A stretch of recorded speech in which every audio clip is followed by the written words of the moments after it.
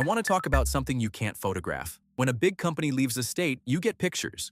Moving trucks, an empty lobby, a press release, a governor's statement, a headline. Boeing leaving Chicago was a news event. True Value heading to Indiana after 78 years was a news event. You can point at those. You can count them. But there's a second kind of loss that never makes the news because there's nothing to film. It's a person who fills out the paperwork to start a business, pays the fee, picks a name, tells their family, and then never opens. No ribbon cutting, no closing sale, no story. Just a filing in a database that quietly never becomes anything. And in Illinois, that invisible number is enormous. Here's the statistic that stopped me.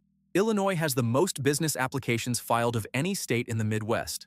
The most. More people want to start something in Illinois than in Indiana or Wisconsin or Ohio. And of those applicants, only 5.6% actually opened and became operational within 12 months. 5.6%, which means roughly 94 out of 100 people who raised their hand to start a business in Illinois did not have an open business a year later. That's the story I want to walk through, because everyone is busy counting the companies driving away, and almost nobody is counting the ones that never got off the ground. I do this because the number under the headline usually matters more than the headline. If that's your kind of thing, subscribe and stick with me. Let's get into it. Start with the visible half, because it's real and it's bad. According to research from the Illinois Policy Institute, businesses are leaving Illinois at roughly 3 times the rate they did before the pandemic. In one recent year, 218 businesses left the state. That was more than any state in the country except New York and California. Sit with that ranking for a second. Illinois is not New York. It's not California. It doesn't have their population, their coastline, their cost of living, or their weather excuse. And it's right behind them on the leaderboard nobody wants to lead. And these aren't anonymous. This is the list we've talked about before on this channel. Boeing to Virginia, Caterpillar to Texas, Citadel to Miami, Tyson to Arkansas, Peak 6 to Austin, True Value to Indiana.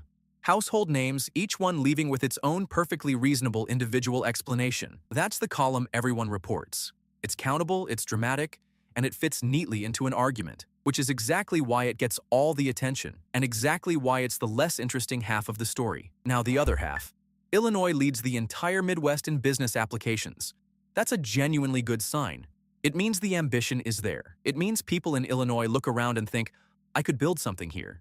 That instinct is the raw material every economy runs on, and Illinois has more of it than any neighbor, and then 5.6% of them are operating a year later. I want to be precise about what that means because it's easy to misread. It doesn't mean 94% of Illinois businesses fail. It means the distance between deciding to start and actually being open is enormous, and most people never cross it. Think about the difference between those two columns. When Boeing leaves, a company that already exists relocates. The jobs move somewhere else on the map. The economic activity continues.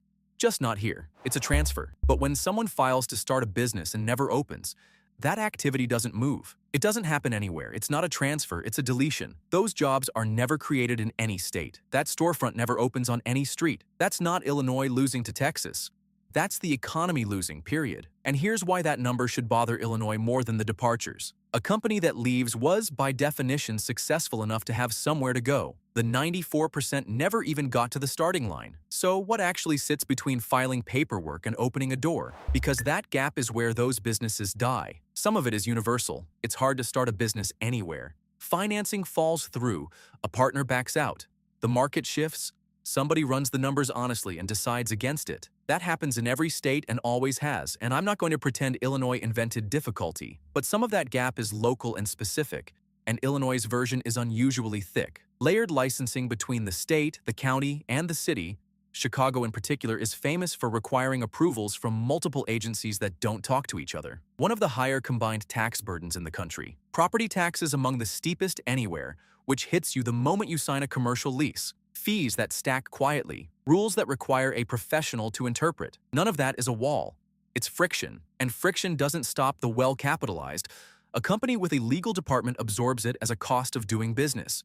But friction absolutely stops the person doing this with savings and a night job, on a timeline measured in months, with no lawyer on retainer, which sorts the outcome in a specific direction. The people who make it through are the ones who already had resources. The people who wash out are the ones who were trying to build resources. Friction is not neutral. It filters by who could afford to wait. And notice what that does over time. Every year the screen runs, it passes through the already capitalized and filters out the first-generation owner, the immigrant family, The person doing this on savings instead of investors. Not by design. Nobody sat in a room and decided that. It's just what happens when the cost of entry is measured in months of waiting instead of dollars. Because dollars you can borrow, and months you can't. That's the quiet part of the 5.6%.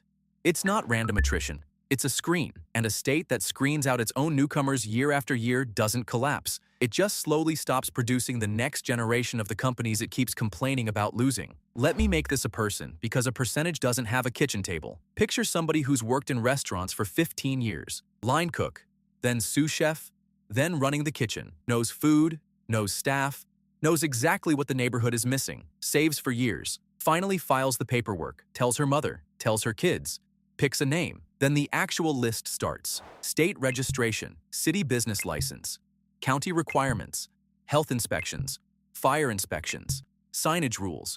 A build-out that needs permits, that need drawings, that need a professional. Every step has a fee, and worse, every step has a wait. And the whole time she's waiting, she's paying rent on a space that isn't earning a dollar. She doesn't get denied. Nobody tells her no. She just runs out of runway. The savings hit 0 3 months before the approvals due, and she goes back to running someone else's kitchen. There's no headline for that. No press conference, no politician issues a statement about the restaurant that didn't open. She becomes a row in a database, and the only place she shows up is in the 94%. Multiply her by tens of thousands.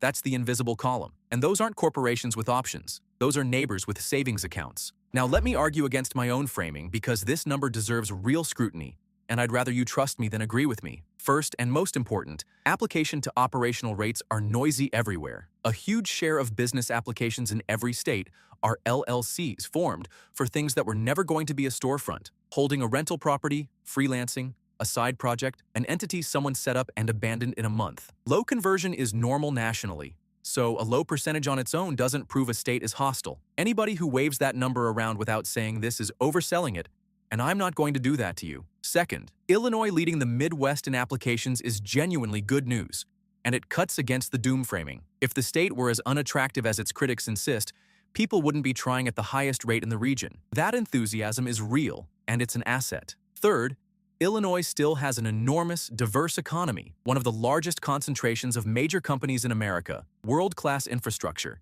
and a labor pool most states would trade almost anything for. All true. So here's the narrower claim I'll actually defend. The exact percentage isn't the point. The gap between the two columns is: Illinois has the most people in its region raising their hands, and one of the worst records in the country for businesses staying. High interest, high exit. That combination doesn't say nobody wants to be here. It says something more specific and more fixable. The wanting isn't the problem. The converting is. And that's a far more useful diagnosis than either side's slogan, because people don't want Illinois is false, and everything's fine ignores the 218. So put both columns next to each other one last time. 218 businesses out the door in a year, third worst in the nation, leaving at triple the pre-pandemic rate. And the most business applications in the Midwest converting at 5.6%.